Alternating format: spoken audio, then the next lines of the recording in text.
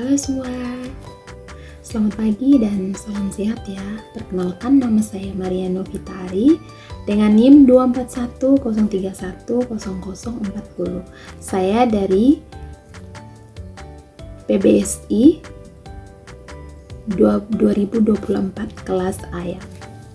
Jadi kali ini saya akan bahas materi tentang fonologi.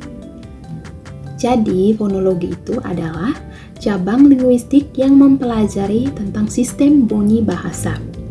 Jadi fonologi membahas tentang bagaimana bunyi-bunyi tersebut diatur dan bagaimana bunyi-bunyi tersebut berinteraksi satu sama lain. Fonologi juga mempelajari bagaimana bunyi-bunyi tersebut diubah dalam konteks tertentu. Yang kedua adalah fonem. Fonem adalah unit terkecil yang dapat membedakan makna dalam suatu bahasa. Contohnya kata P dan B. Dalam bahasa Indonesia itu adalah fonem, karena dua kata tersebut membedakan makna antara kata pita dan bita. Jadi fonem itu ditulis dengan tanda garis miring. Yang ketiga, alofon. Alofon adalah variasi dari fonem yang tidak membedakan makna.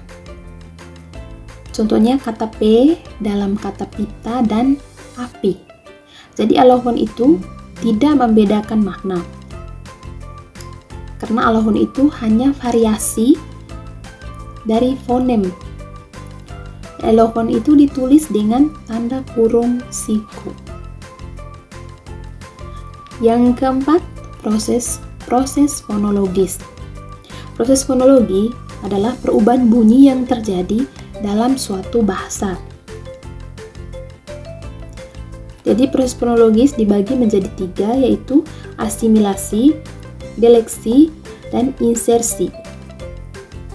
Kalau asimilasi itu dari kata seperti kata N menjadi M dalam kata kamu, karena pengaruh bunyi M yang ada di depannya. Yang kedua, deleksi. Jadi deleksi itu seperti hilangnya bunyi H dalam rumah yang menjadi rumah. Yang ketiga, insersi. Jadi insersi itu penambahan bunyi R dalam kata-kata menjadi katar.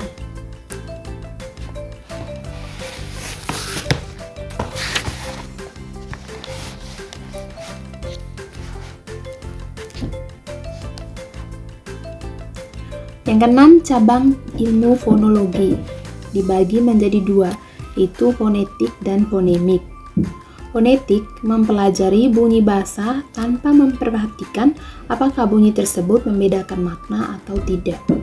Yang kedua, fonemik. Jadi fonemik itu mempelajari bunyi bahasa dengan mempelajari bahasa atau ujaran dalam fungsinya sebagai pembeda makna. Fonetik dibagi menjadi 2, yaitu fonetik umum dan khusus. Jadi fonetik umum lebih membahas bunyi bahasa yang dapat dihasilkan oleh manusia yang secara umum.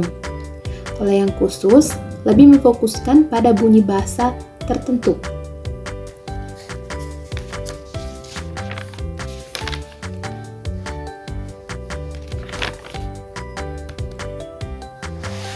Berdasarkan artikulator dan titik artikulasi, konsonan dibagi menjadi 7, yaitu konsonan laringan, bilabial, labiodental, apikodental, velar, palatal, apikodental, dan apikoalveolar.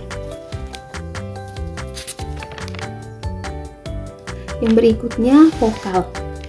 Vokal itu adalah bunyi ujaran yang terjadi karena udara yang keluar dari paru-paru tidak terhalang.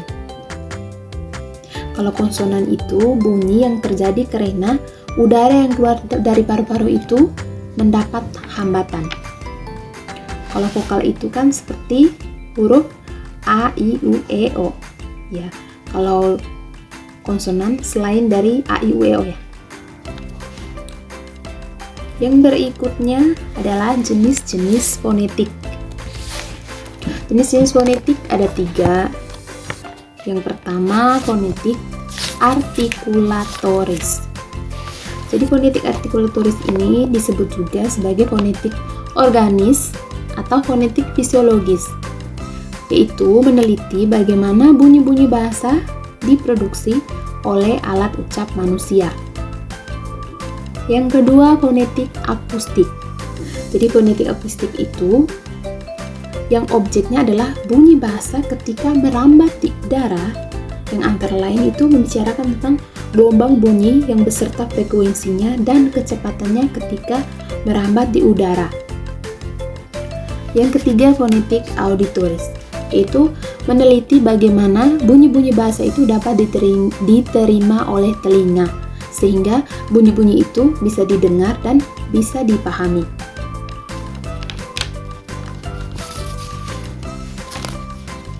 Yang berikutnya adalah unsur-unsur suprasegmental.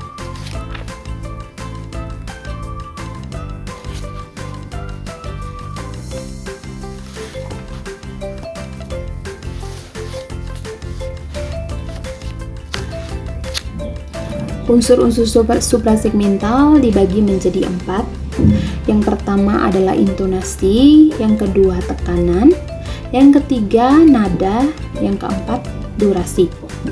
Jadi intonasi itu adalah kerjasama antara nada, tekanan, durasi, dan perhentian yang menyertai tutur dan dari awal hingga akhir. Kalau tekanan, suatu jenis unsur suprasegmental yang ditandai oleh keras lembutnya arus ujaran ketika kita sedang berbicara. Yang ketiga, nada. Nada itu adalah suatu jenis unsur suprasegmental yang ditandai oleh tinggi rendahnya arus ujaran. Yang keempat, durasi. Jadi durasi itu berkaitan dengan masalah panjang pendeknya atau lama singkatnya suatu bunyi diucapkan. Yang berikutnya, alat ucap.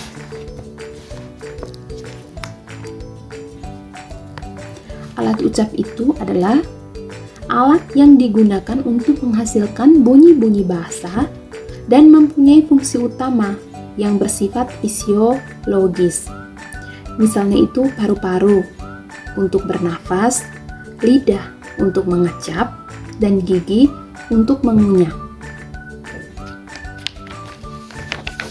Ada 25 alat ucap pada manusia, yaitu yang pertama paru-paru, yang kedua batang tenggorok, yang ketiga pangkal tenggorok, yang keempat pita suara, yang kelima krikoid, yang keenam tiroid, ketujuh arytenoid, kedelapan dinding rongga tenggorokan, yang kesembilan epiglotis, 10 akar lidah, 11 pangkal lidah, yang ke-12 tengah lidah, 13 daun lidah, yang ke-14 ujung lidah, yang 15 anak tekak, 16 langit-langit lunak, 17 langit-langit keras, 18 gusi, terus 19 gigi atas, 20 gigi bawah, 21 bibir atas, 22 bibir bawah, 23 mulut, 24 rongga mulut, dan yang terakhir 25 adalah rongga hidung. Sekian pembahasan materi dari saya. Apabila ada salah kata atau kurang lebihnya materi, saya